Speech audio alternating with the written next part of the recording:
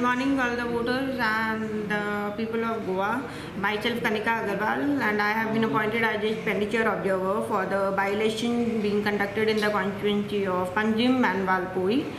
So basically, I wanted to hold this public meet just to sensitize the voters, and the primary aim of this sensitization is to make the voters realize that they are the guardian of the Indian democracy and the guardian of their own rights.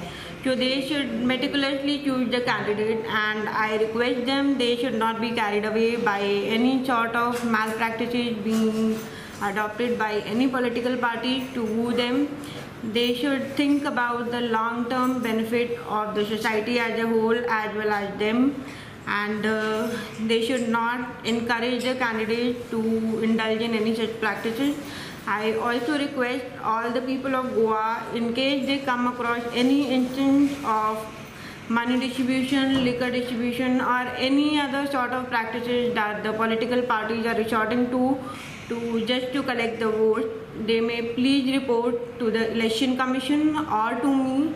My phone, I am always available on my phone number, which will be displayed beneath my statement, and I should be kept informed so that I can take appropriate action in appropriate time.